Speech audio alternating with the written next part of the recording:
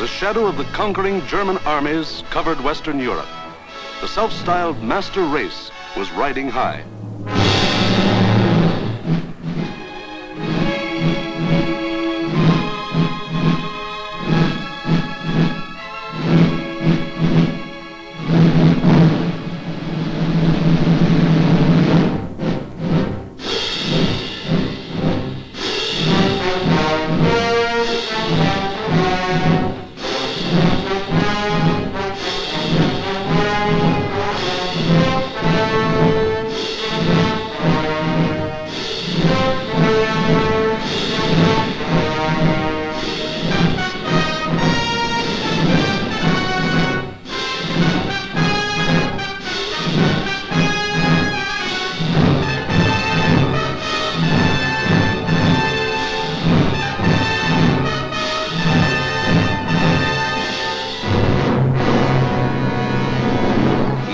Adolf Hitler stood just as Napoleon had stood more than 100 years before and looked across the English Channel to the one fighting obstacle that stood between him and world domination. The chalk cliffs of Britain rose sheer and white out of the choppy waters. And beyond, a little island, smaller than the state of Wyoming. Crush that little island and its stubborn people, and the way was open for world conquest. The fall of Austria, Czechoslovakia, Poland, Denmark, Norway, Holland, Belgium, France had given him more than 100 million slaves to work for him or starve. The preliminaries were over. It was time for the main event, the Battle of Britain.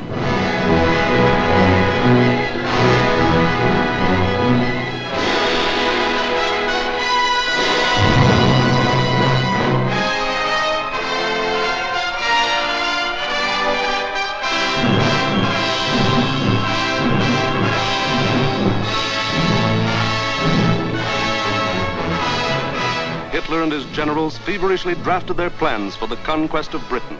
Every detail must be anticipated. A slip now might wreck the whole timetable of world conquest. 6 weeks of final preparation went into those plans. 6 weeks to determine the history of 1,000 years. The thing was foolproof. See for yourselves how simple the whole operation was to be. Look. German plan for invasion of England. Phase 1. Knock out the Royal Air Force and its bases. Get control of the air and the sea lanes across the Channel. Follow the Blitz plan that had wiped out Poland, the Low Countries, and France. Destroy communication and transport lines. Above all, get command of the air. Phase 2. Pulverize the coastline with dive bombers. Drop parachute troops to take over the airfields and establish beachheads.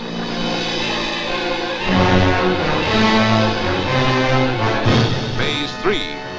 Actual invasion. Pour the German panzer divisions across in high-speed barges under an umbrella protecting fighter planes.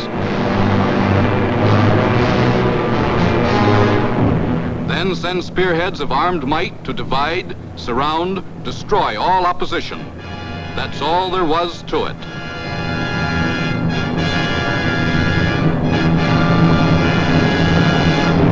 Conquer Britain. Force the surrender of the British fleet.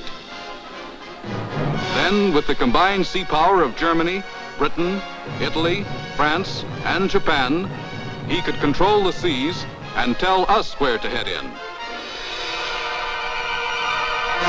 The torch of freedom flickered low. On the Channel invasion coasts, more than 100 fully equipped German divisions were singing the Nazi theme song, "We are sailing against England," as they waited the word from Hitler.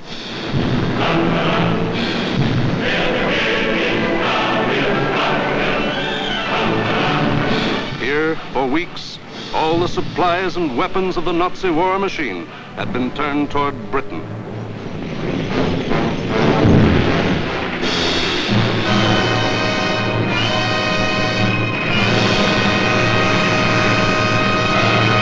The joy jaws of the Nazi whale were set to swallow Jonah. And what about Jonah? How was he doing? Well, Britain also had an army, but it was an army dragged from the sea at Dunkirk.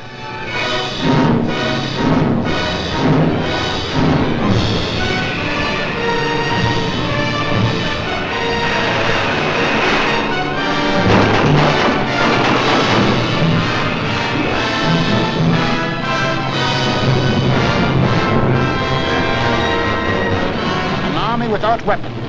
These had been left behind on the roads of France. Tanks, guns, motorized equipment, all abandoned to save the one priceless item, men.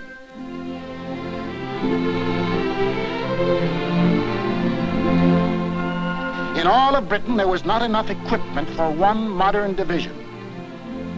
Only one tank for every 1,000 square miles of territory. Only one machine gun for every 1,500 yards of beach. Britain had a navy too, but it was scattered all over the globe, guarding vital food and supply lines. And the British knew it would be suicide to use their fleet in the narrow waters of the English Channel with the German Air Force in control of the air. Britain also had an air force. An air force outnumbered 10 to 1 by the enemy, both in men and machines.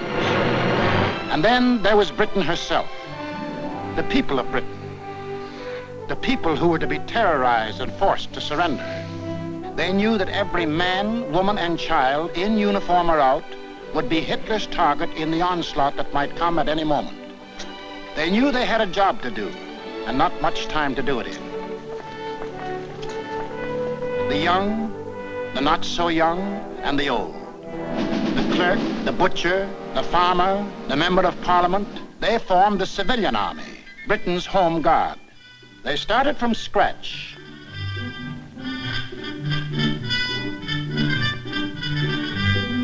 Experience, equipment, supplies, all were scarce. Only one shell to fire at each practice. The women of Britain refused to be left out. We'll enlist too. We'll put up the barrage balloons.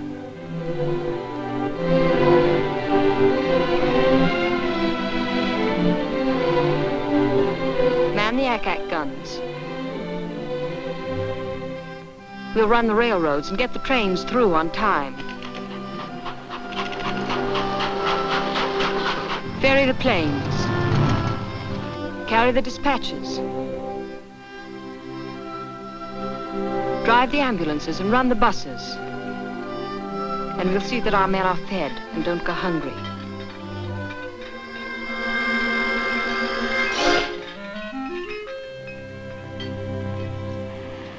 Others work, men and women alike.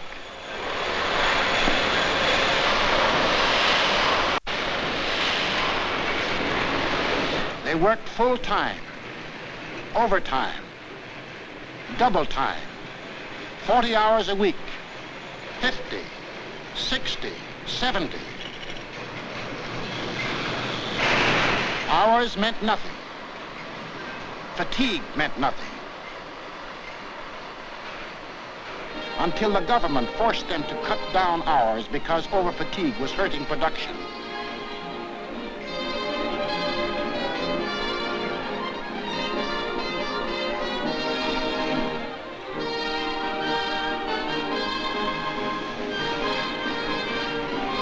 And when they weren't working, the men patrolled the moors for parachutists, blocked the roads, rehearsed invasion defenses.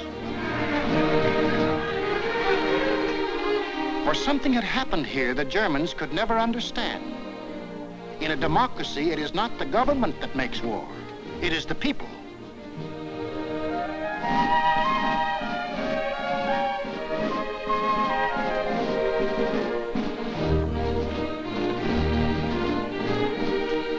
To lead them, the people had chosen Winston Churchill as their prime minister. And he spoke the words in every British heart when he said, "We shall defend our island, whatever the cost may be.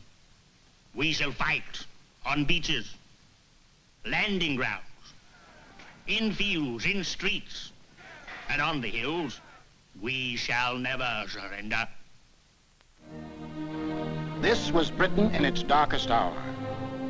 The people knew they were in for the worst the Nazi mind could invent, yet they didn't panic or run away.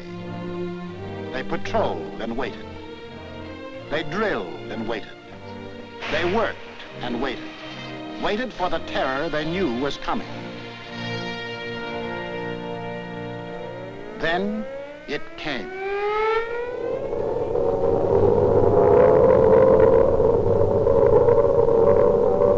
That's the sound that became part of the life of every man, woman, and child in Britain.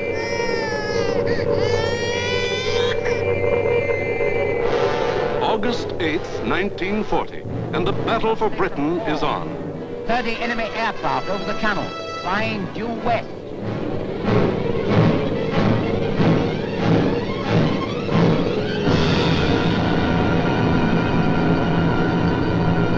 Here comes the Luftwaffe.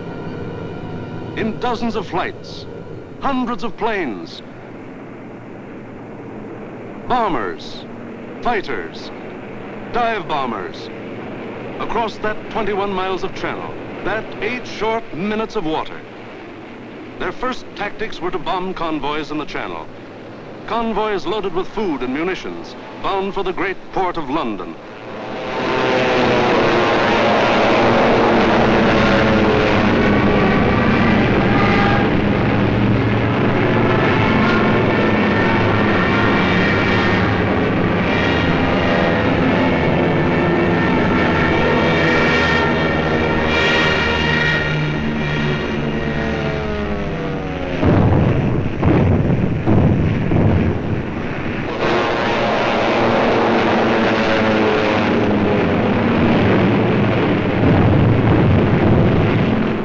Fighters waited overhead for the defending planes of the Royal Air Force, the RAF, to appear. They didn't have long to wait.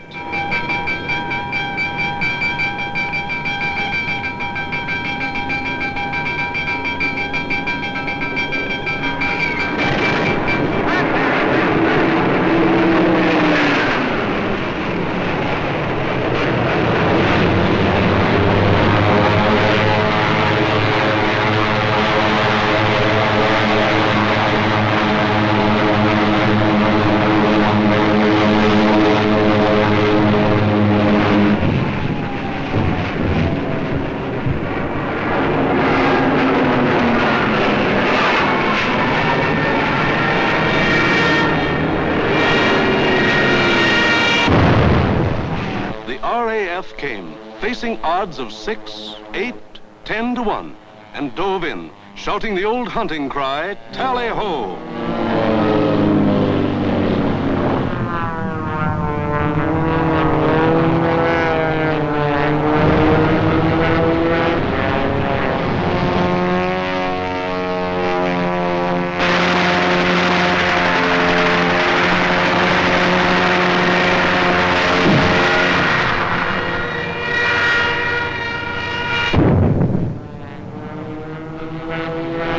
Phase 1 of the Nazi plan called for the RAF to be knocked out of the air. But the men of the RAF hadn't read the Nazi plan.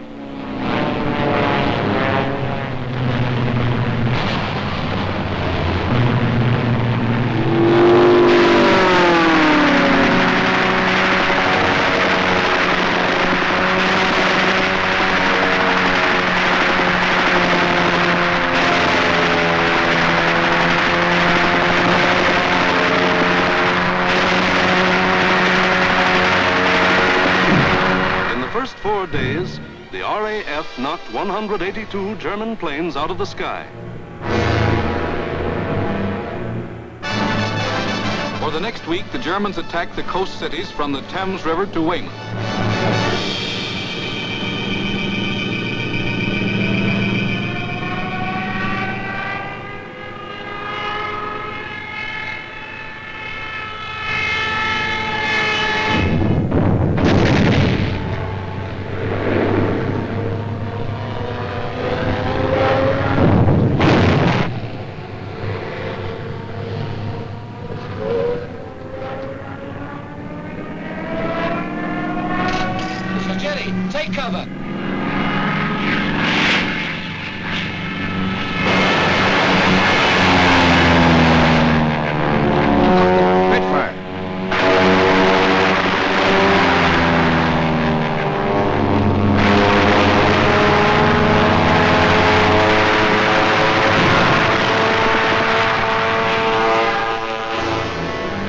paid off with 180 more planes. Then the Luftwaffe battered the great port towns of Southampton, Plymouth, trying for a knockout before the flow of supplies from overseas became more than a trickle. The ports took a terrible pounding, but they couldn't be knocked out. Cargoes went on being unloaded with the protection of the RAF overhead. Battling the Spitfires and Hurricanes in the air wasn't panning out. So Goering switched his main attacks to the fighter airfields, Dover, Deal, Hawking. Maybe he could destroy the planes on the ground. He bombed the airfields, and the fields were hit. But the planes were saved. For Britain, unlike Poland and the Low Countries, didn't make the mistake of bunching its planes on the runways. The planes of the RAF were scattered and hidden, only a few on any one field, and those in the far corners. The Spitfires still went up to meet the enemy. In the first 10 days of the Battle of Britain, Goering launched 26 major attacks to get command of the air and lost 697 aircraft. The British lost 153, and 60 British pilots bailed out.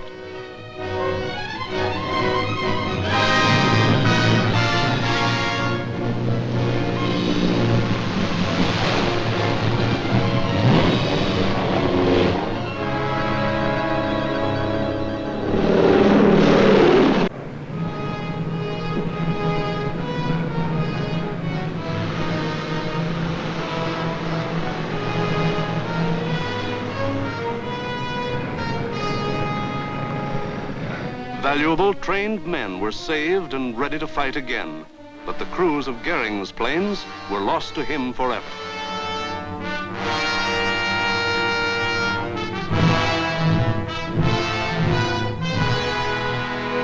The pace was too hot. Something was going haywire. The Nazis had to call time out. On a 2,000-mile front from Norway to France, the whole Nazi Blitz program was being stalled because the RAF was still in the air. The shock troops were getting hoarse from singing, "We are sailing against England."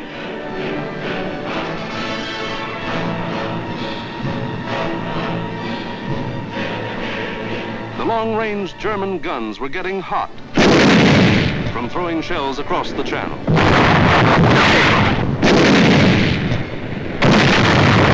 In public, Hitler assured the Germans, "Mr. Churchill tells his people that England will win, but I tell you that victory will belong to Germany." But in private, he sent for Goering, the boss of the Luftwaffe, and put him on the hot seat. Goering was told to do something and do it quick. So on August 30th, he ordered all-out attacks on inland aerodromes and industrial centers. Maybe he could knock out the RAF on the assembly line. And he adopted new tactics, too. More fighters and fewer bombers. Or maybe he just had fewer bombers to send. Anyway, those he did send were well protected. Fighters above at high altitudes. Fighters on both sides. Fighters in the front and in the rear. Fighters weaving in and out of the bomber formations. Britain, winner of the first round, was ready with higher morale and sharper defense. Improved listening posts were set up all along the coast and warned of the enemy's approach before he left the continent. A quick flash from the control station to the fighter station, and pilots were on their way to meet the enemy while he was still over the channel.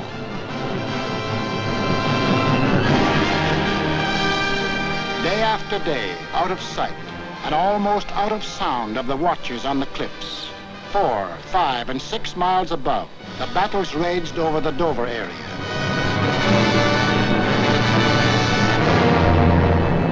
The Dover area became known as Hell's Corner. By sheer weight of numbers, the enemy again and again broke through the coastal defenses.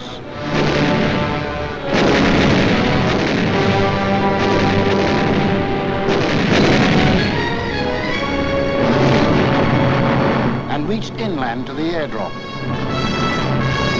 Aircraft plants, munition factories and machine shops.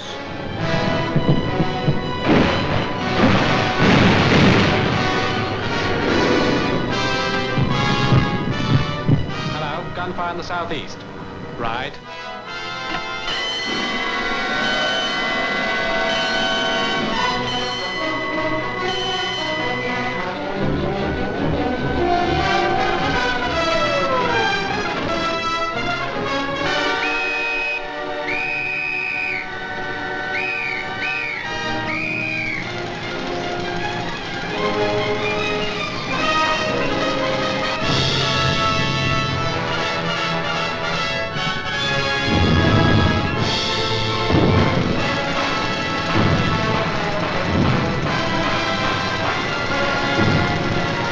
The workers kept on working,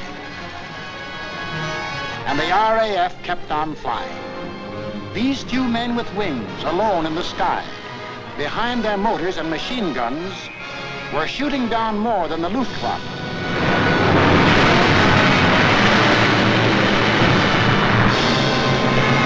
They were smashing the whole Nazi plan of world conquest.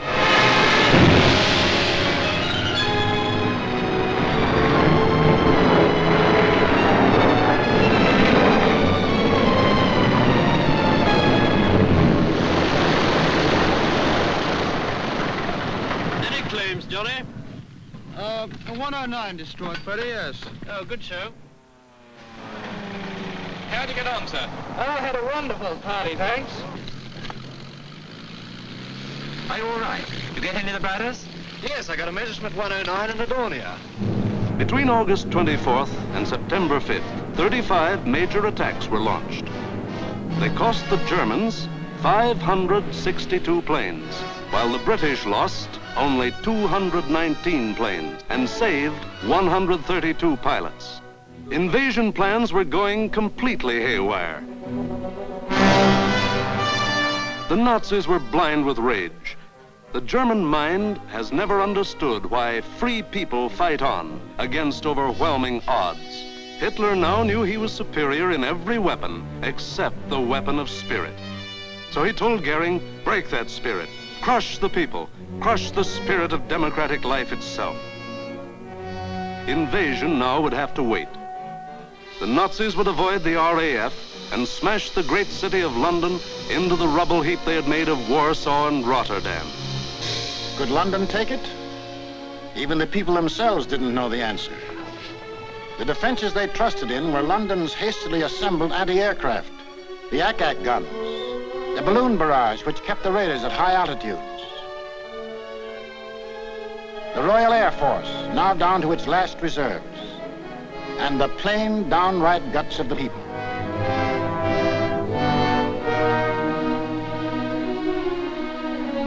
They sent more children out of the city.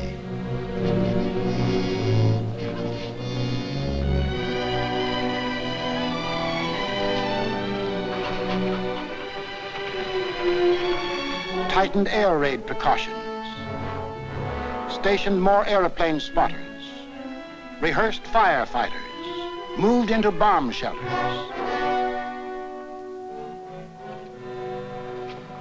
They blacked out their city and carried on.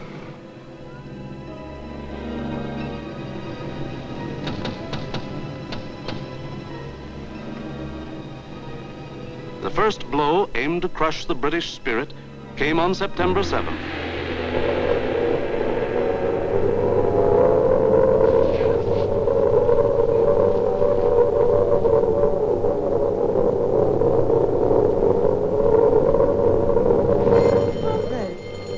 Roof reports planes coming in. Control room speaking. Customers and staff will now take cover in the basement. Please do not run, but keep moving. Down the stairs, or you can use the escalator.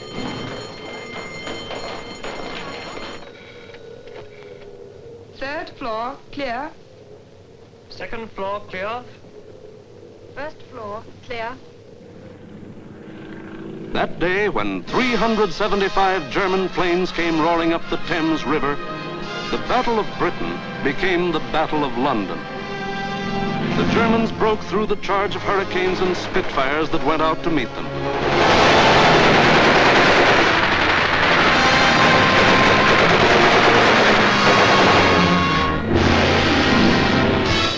was any pretense of aiming at military objectives. This was just savage destruction.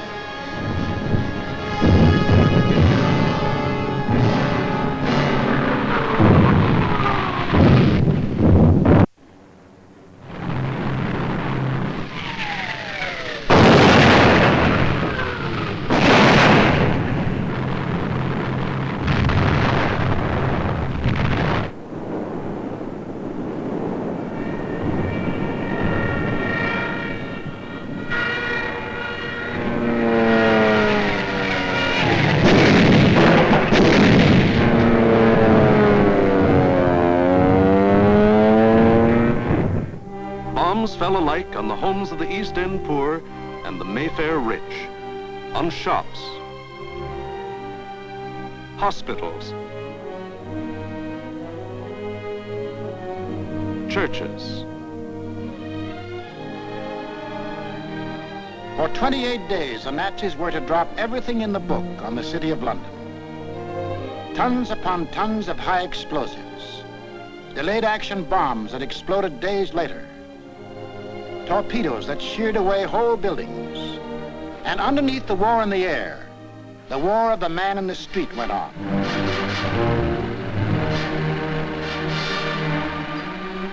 He learned to exist with very little food. He forgot what it meant to have a night's sleep, spending most of his time underground in the damp and dark and cold. Hello, Mrs. Fox. You're here early tonight. Well, I'm on the safe side, aren't I? I think that'll be all right now. Yes, that's grand. Anyway, I'll be back in a few minutes if you want. Now, how are we going to get you up there? Get a young man to lift you up. Tiny? Hello. Come get this young lady a lift up. Righto, I'm coming.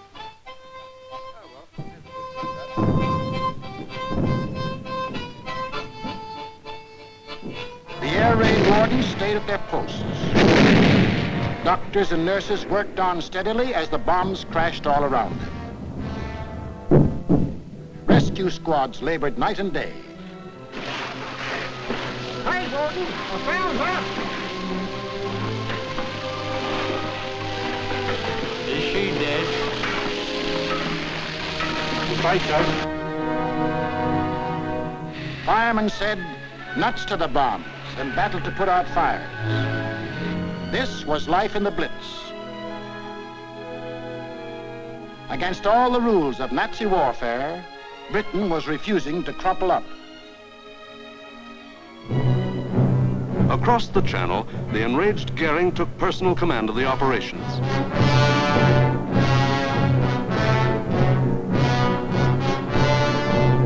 And on September 15th, he sent the Luftwaffe into one of its greatest attacks.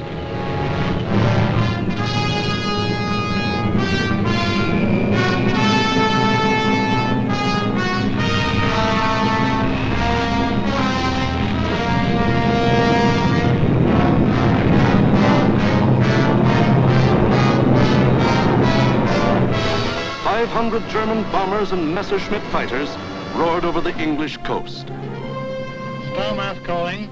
Planes heard 3 miles southwest. Scout for hostile planes approaching from the southwest. The British met the challenge by throwing in everything they had.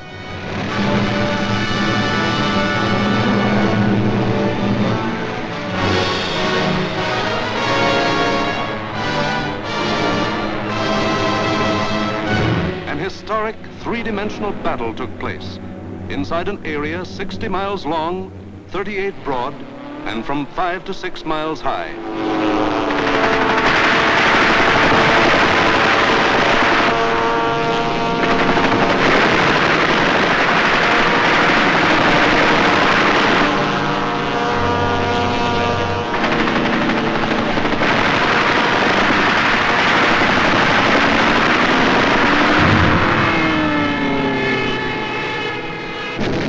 200 individual dogfights took place within the first 30 minutes of the raid.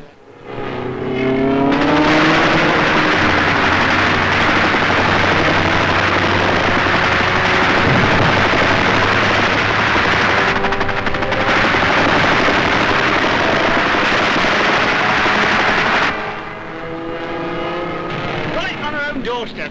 Oh, what a splash.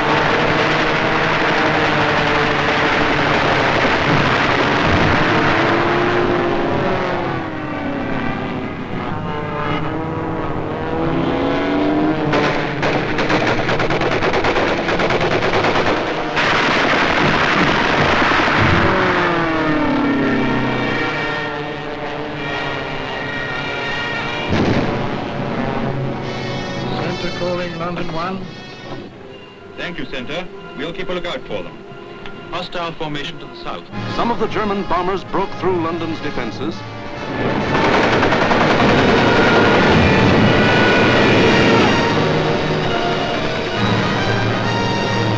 And reached the center of the city.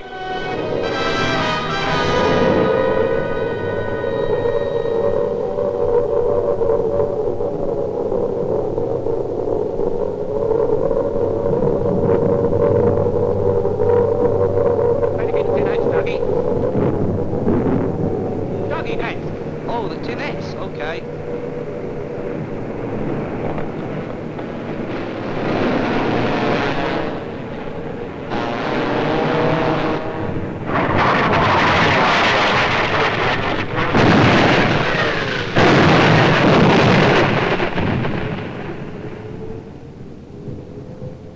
Doggy!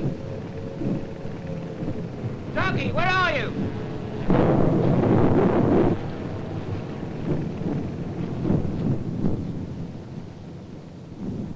Blimey, I thought they'd got you. Who, me? Nah, I had me fingers crossed.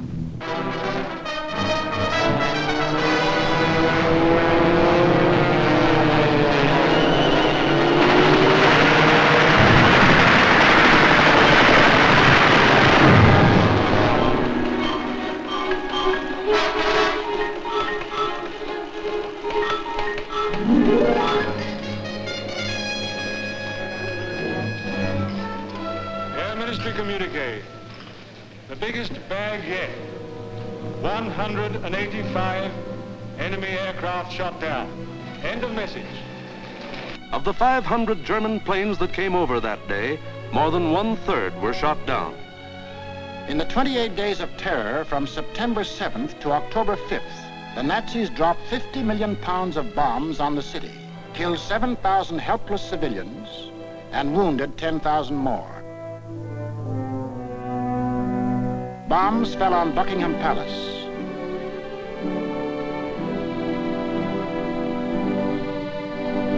Westminster Abbey, the Houses of Parliament,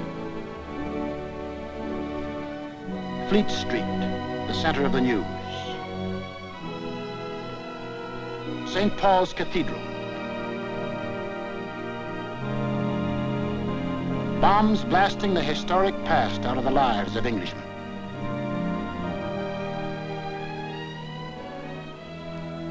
But in these 28 days, the Nazis lost 900 planes and their crews. The more they sent over, the more were shot down. The British Spitfire had proved to be one of the deadliest weapons ever put in the hands of man. If this kept up, pretty soon no more Luftwaffe. The frantic Nazis had to pull a new one. They did.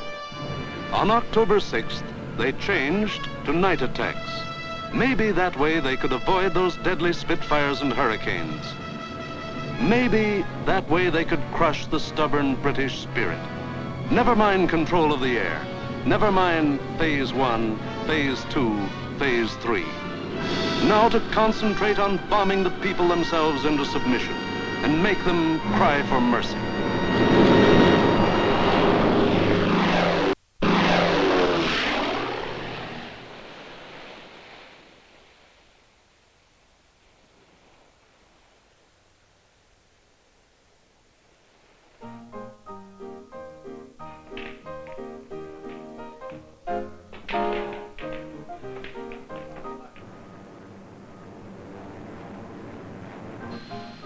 Hostile raid, sir.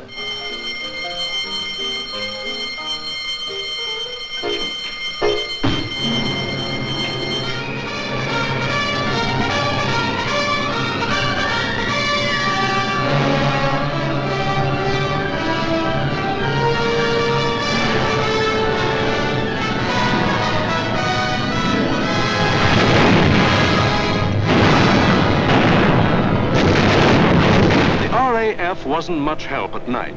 This was just German bombs against British guts.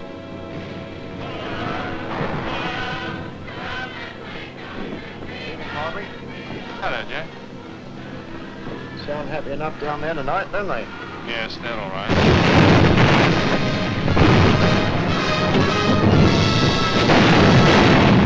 The great docks of London were left roaring infernos. Homes were destroyed by incendiaries. Business blocks were aflame. And still the people of London took it. Night after night they burrowed underground. And morning after morning they dug themselves out of the wreckage.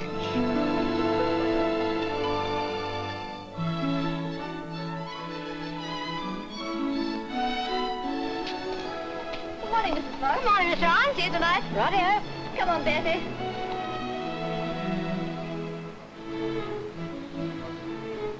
Would you like to sit down? Thanks. Morning, Miss Ryan. Sleep well? Fine, thanks. Wasn't it a quiet night? What about the one that came down about 2? No, I didn't hear it. Did you? No. Oh, we're getting used to them around here.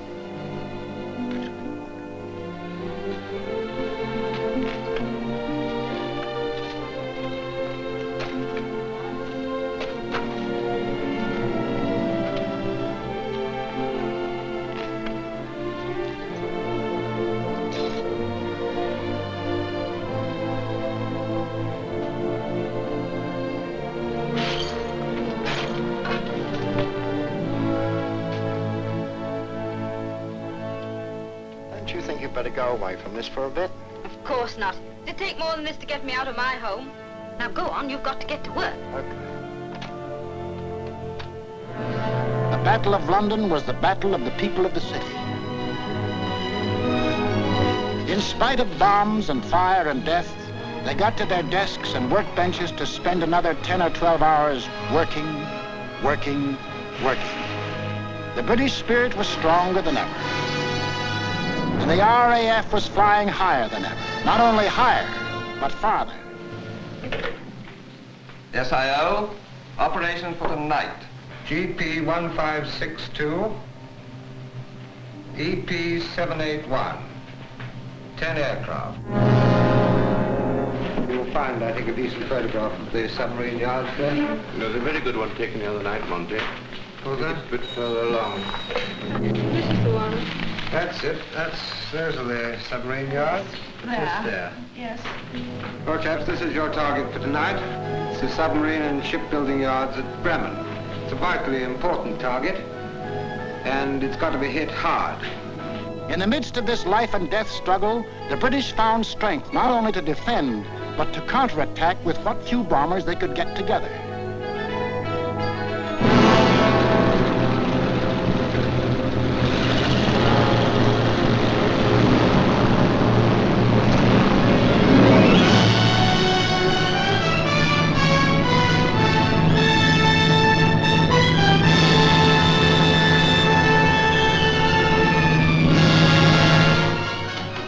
Charlie airborne, sir.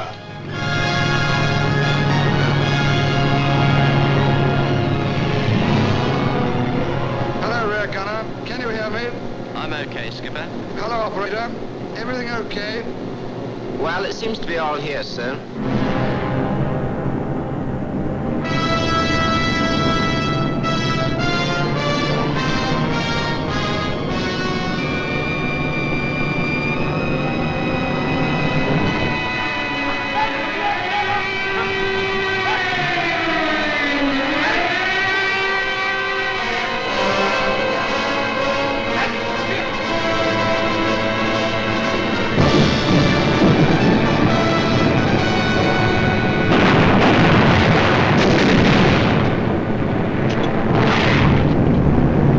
Stand by. I'm going in a glide.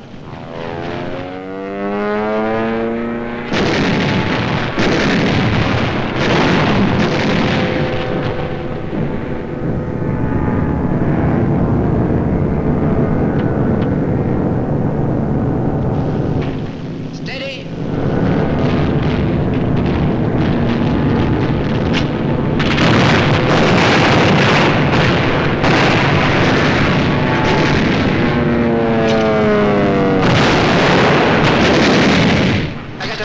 With the last one. Here was the RAF giving it back.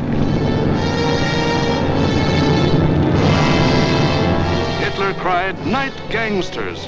For this crime I will exact 1,000-fold revenge." All the available German night bombers were put into the air.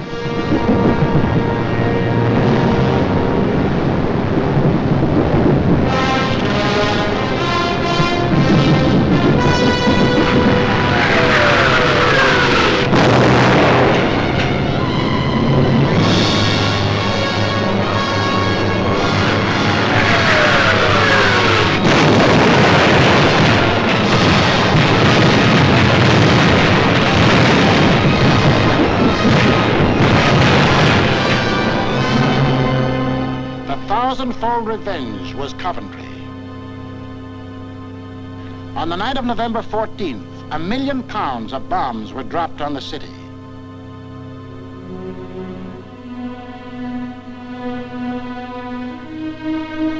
Coventry was smashed as flat as Warsaw and Rotterdam.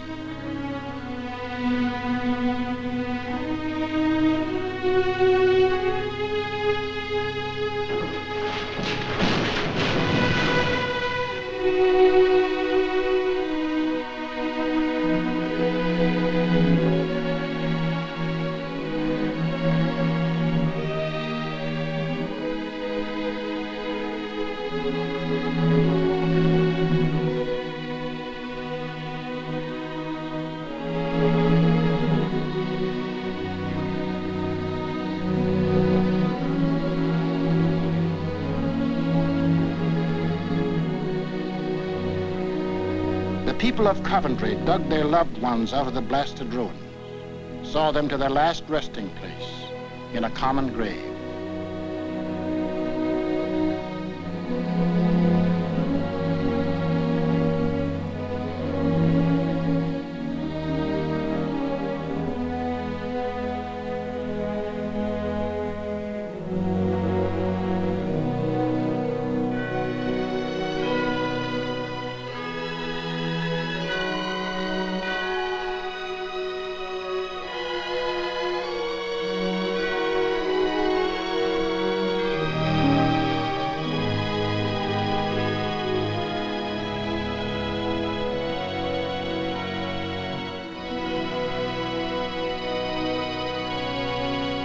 Hitler could kill them, but damned if he could lick them. They went back to their lathes and machines, for they knew the machine bench was as deadly a weapon as the rifle. And in their hearts was a grim determination that this enemy must be destroyed, that the day was coming when they would strike back, and how they would strike back. Christmas, 1940.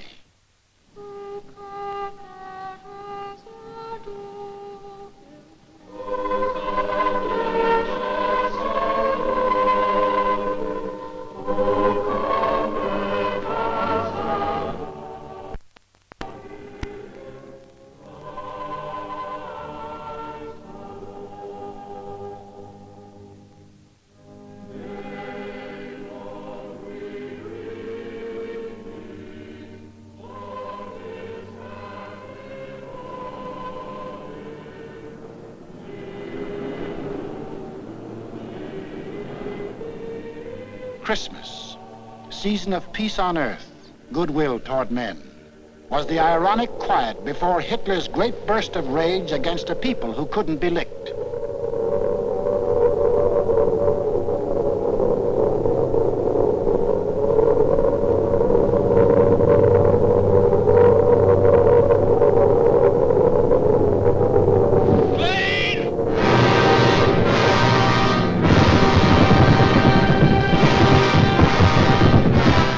Bomb them into submission, so he would burn them to ashes.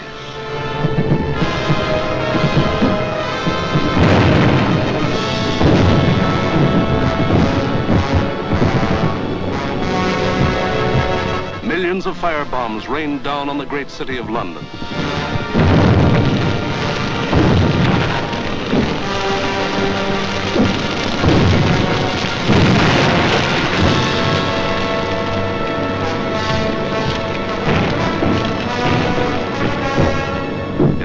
Minutes, more than 1,500 different sections of the city burst into roaring flames. Flames that swiftly merged into the greatest fire in recorded history.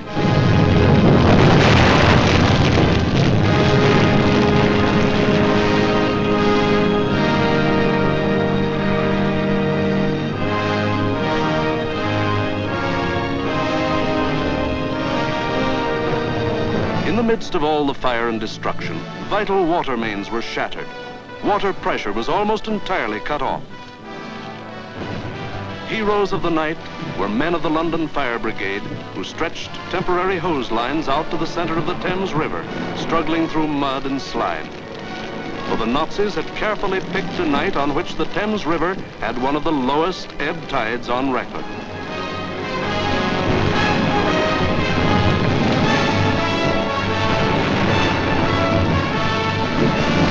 And while London burned above them, the people of the city held on. Chin up and thumbs up. They knew this was the people's war, and they were the people.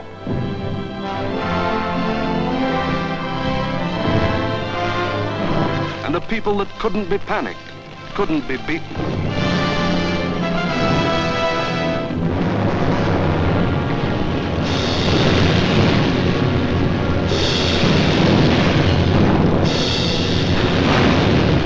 In the months to come, the British were to suffer many such bombings and burnings. But a nation that calls on cold courage when hot courage runs thin may die, but it can't be defeated.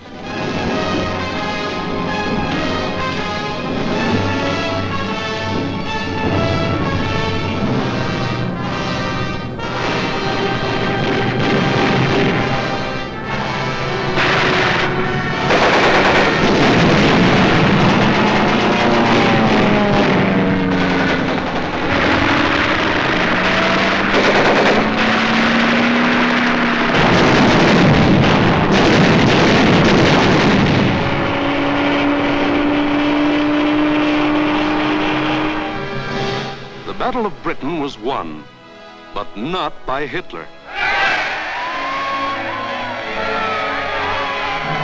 Hitler had lost the battle. He had lost 2,375 German planes and their crews. For the first time, it was the Germans who ate the bitter dirt of defeat. Gone was the legend of their invincibility. For a solid year, the Nazis struck Britain with all their might. They leveled thousands upon thousands of homes and damaged millions of others. They killed more than 40,000 men, women, and children, and seriously wounded 50,000 more. But not one single Nazi soldier set foot on British soil. But Hitler couldn't stop, and in our next film we will show how he had to turn to the east again. Why did the Nazis lose the Battle of Britain? First, because a regimented people met an equally determined free people, and the free people made them quit cold. We've been bombed, dive bombed, high-level bombed, machine gunned, been through 2 invasion scares. The last lot we had the house down about our ears. But we're still sticking it, and we're going to stick it. Second, because this was a new kind of war, and the RAF were the men who could fight it. These were the men who belonged to what Hitler called those weak, soft democracies. The British did more than save their country. They won for the world a year of precious time.